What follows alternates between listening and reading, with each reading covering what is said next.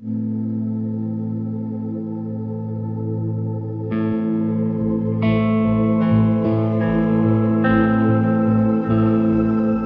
दोस्तों, क्या आपने कभी सोचा है कि कैंसर के पेशेंट का हम पूरा इलाज करते हैं, पेशेंट के आखिर में रिपोर्ट भी सभी नॉर्मल आते हैं,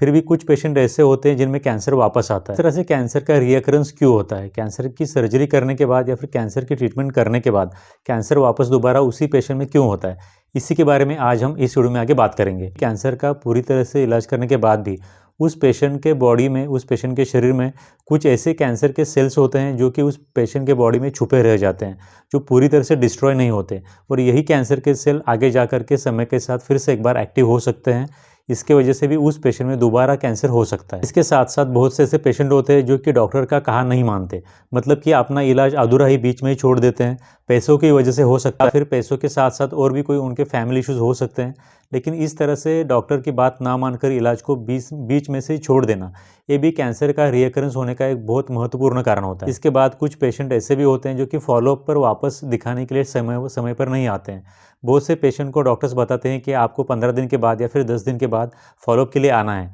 सही समय पर कीमोथेरेपी के साइकिल्स होते हैं, उनके लिए वापस आना है, कि फॉलोअप के लिए सही समय पर वापस नहीं आते हैं।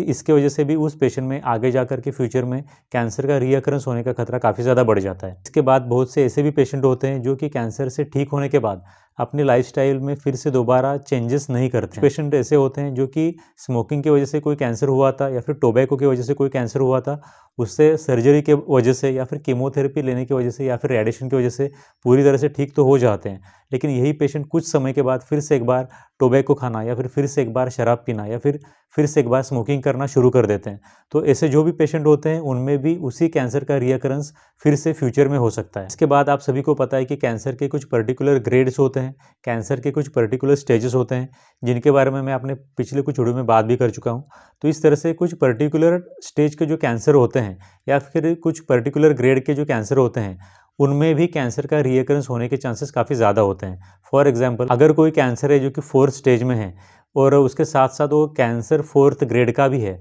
तो उस कंडीशन में उस पेशेंट को अगर हम पूरी तरह से ठीक भी कर लेते हैं, तो भी उस कंडीशन में उस पेशेंट में फ्यूचर में उसी कैंसर का रीअकरेंस होने का रिस्क काफ़ी ज़्यादा रहता है। इसके बाद सभी कैंसर के पेशेंट को एक बात को ध्यान में रखना चाहिए कि अगर आप चाहते हो कि आपके लाइफ में फिर से दोबारा कैंसर रीअकर ना हो, फिर से दोबारा कैंसर नहीं होना चाहिए, तो इसके लिए रेगुलर अपने डॉक्टर से कांटेक्ट में रहना, रेगुलर फॉलोअप करना, इसके साथ साथ रेगुलर सही समय पर बताए हुए टेस्ट करना, रेगुलर अपना जो लाइफस्टाइल है डॉक्टर ने बताया हुआ, उस रेगुलर अच्छे लाइफस्टाइल को फॉलो करना, फिजिकली फिट रहने के साथ साथ मेंटली और इमोशनली भी स्टेबल और शांत रहना, ये सभी चीज़ें ऐसी हैं जो कि उस पेशेंट में काफ़ी हद तक फ्यूचर में होने वाले कैंसर के रीअकरेंस को रोकने में काफ़ी हद तक मदद करती है। तो इसीलिए कैंसर के किसी भी पेशेंट को इलाज पूरा करने के बाद भी सतर्क रहना काफ़ी ज़रूरी होता है। समय पर किया जाने वाला फॉलोअप ही असली सुरक्षा देता है। Thank you very much.